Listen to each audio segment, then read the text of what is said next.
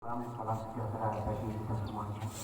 Alhamdulillah, wassalatu wassalamu ala rasulillah Muhammad ibn Abdillah wa ala alihi wa ashabihi wa mawala. Yang terhormat Ibu Kepala SMK Negeri 38 Purworejo, Ibu Ida Wali dari SPD NTB, jajaran wakil kepala sekolah, Bapak Ibu guru, serta tenaga administrasi sekolah, serta teman-teman kebersihan SMP Negeri 38 Purworejo yang saya hormati, serta anak-anak sekalian kelas 7, 8, dan 9 yang saya sayangi. Perkenankan saya untuk yang pertama mengevaluasi jalannya upacara. Secara umum berjalan dengan lancar. Adapun kekurangan di salah satu petugas, di beberapa petugas, yang pertama menjadikan introspeksi bagi petugasnya sendiri dahulu, bahwa apa tadi yang masih kurang, apa yang kurang tepat, apa yang belum sempurna, untuk menjadi catatan disempurnakan pada kesempatan yang akan datang. Demikian untuk kelas 8E yang sedang bertugas sudah berjalan dengan baik, dan apapun yang terjadi, kalau mereka punya prinsip, Anda merasa lebih bisa, tapi juga berani menampilkan, tetap tidak bermutu. Masih lebih bermutu yang berani menampilkan ada produknya sekalipun itu belum sempurna. Ini prinsip saya. Kalian boleh sama, boleh tidak. Saya sangat menghargai adanya sebuah produk, adanya sebuah hasil penampilan daripada sekedar mencibir, apalagi dari belakang. Kalau mau merendahkan, kalau mau mencibir, berikan contoh yang lebih baik, lebih bermutu. Yang pertama. Yang kedua, saya termasuk guru yang baru, anak-anak sekarang datang ke sini baru 3,5 tahun yang lalu, hampir sama dengan yang kelas 9 usia Pak Eko di sini. Saya mengalami masa-masa takjub datang ke SMK 38 dengan jam upacara alokasinya 1 jam 60 menit.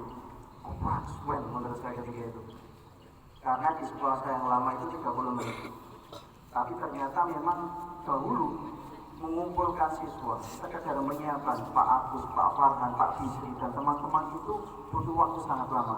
Maka sekarang dengan waktu yang hampir nggak pernah habis Pak Agus ya, selama ini sekarang 60 menit ya, pasti sisa, sehingga setengah jam 45 menit sudah selesai. Ini kemajuan luar biasa untuk bapak-bapak, ibu-ibu pengampu OSIS, Pak Agus, Pak Farhan, dan teman-teman, serta anak-anak sekalian yang semakin lama berbenah semakin baik. Tepuk tangan untuk kita semua. Terima kasih, kita syukuri, tapi kita tingkatkan. Siap meningkatkan? Ya, terima kasih. Terakhir dari saya membawa sesuatu, mudah-mudahan Anda nanti tertarik untuk memahami, untuk memperhatikan apa sesuatu yang Pak Eko bawa ini. Jauh ini bawanya dari Purworejo.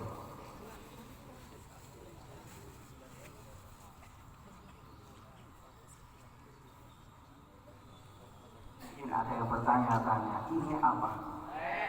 Ya, oke. Perhatikan baik-baik. Nanti yang bisa mengambil manfaat ilmunya, saya traktir gratis jajan. Halo? Lihat ya, 1. Ini saya letakkan seperti ini. Bisa kelihatan di belakang? Saya tuang. Ini yang pertama. Oke? Sudah melihat? Yang kedua.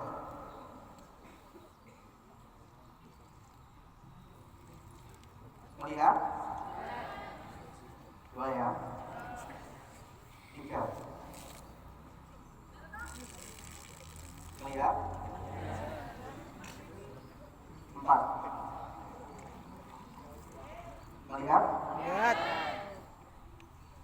Siapa yang tahu ilmu yang baru saja saya sampaikan? Tunjuk tangan maju ke depan. Saya minta izin Bapak Ibu Guru ada yang bersedia bisa maju ke depan. Silakan bisa maju ke depan dengan jawabannya gratis jajan hari ini. Silakan.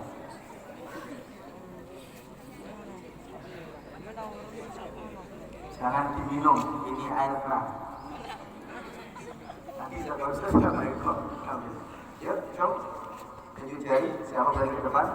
Saya akan sangat bangga jika anak-anak Pemkot yang berani ke depan menyampaikan pemahaman yang kalian dapat dari 4 posisi gelas tadi.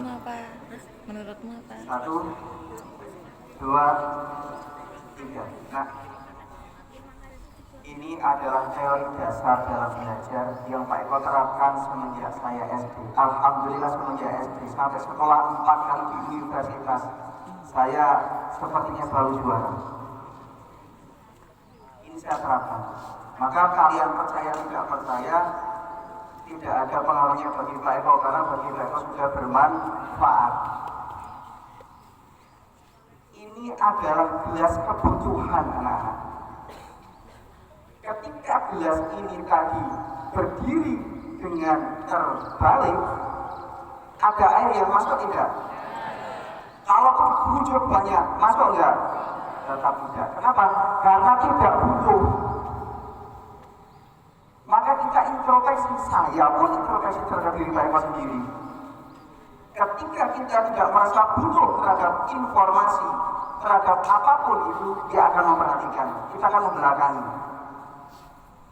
Ayo, kita cek diri kita masing-masing. Ketika ada informasi, baik itu ada teman memberitahu, baik itu ada bapak ibu guru memberikan pembelajaran, kok kita membelakangi, kita merasa nggak butuh, itu pasti akan tidak masuk informasinya. Kenapa? Karena gelasnya terbalik. Akan pernah bisa masuk. 2, gelasnya miring, masuk tapi sedikit. Sama, kita memperhatikan informasi tetapi tidak fokus, toleh kanan, toleh kiri, sambil guyon, mungkin malah sambil aktivitas yang lain yang tidak berhubungan dengan pembelajaran. Masuk, tapi tidak maksimal.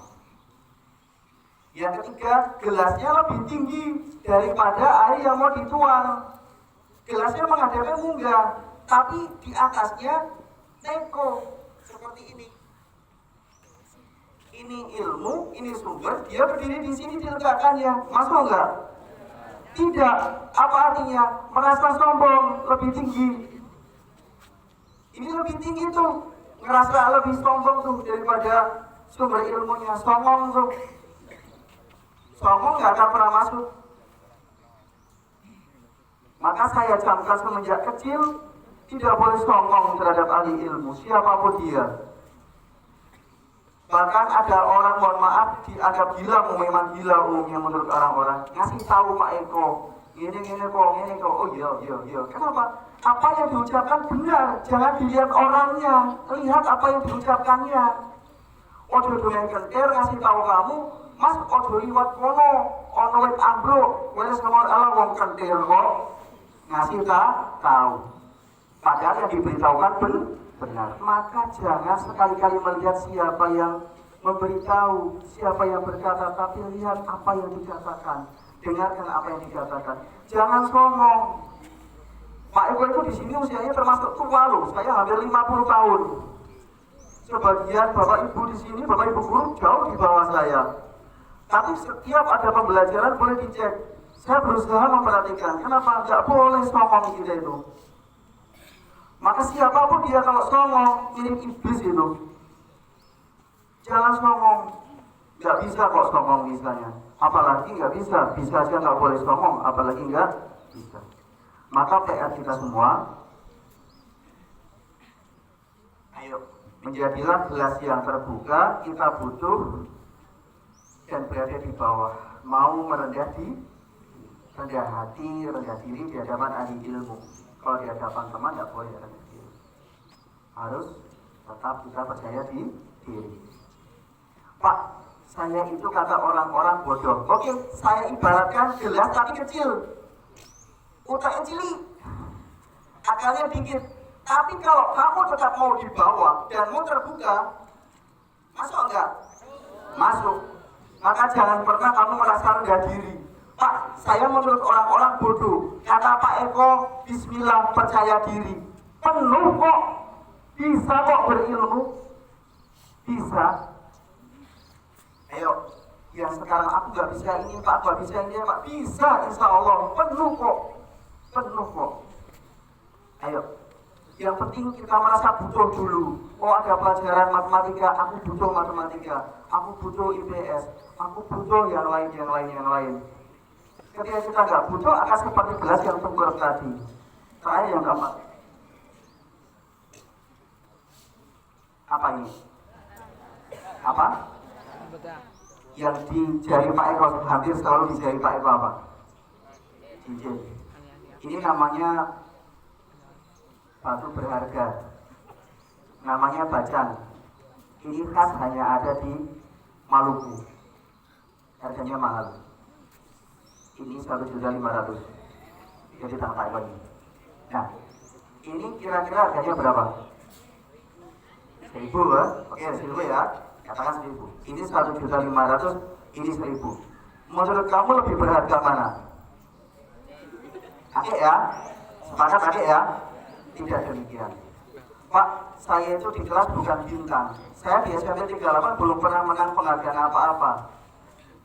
Nah, mungkin kamu seperti batu bata. Allah tidak menciptakan semuanya akik. Allah juga menciptakan batu bata. Tuhan yang Maha Esa sangat adil.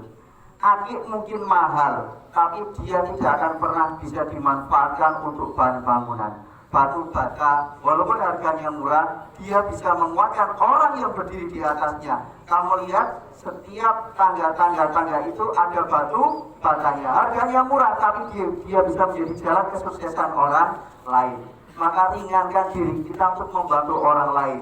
Jangan pernah ada rasa dengki, iri, serai. Jadilah orang yang hatinya semangat, yang hatinya suka untuk menjadi jalan kesuksesan bagi orang lain. Demikian, kurang lebihnya mohon maaf. Assalamualaikum warahmatullahi wabarakatuh.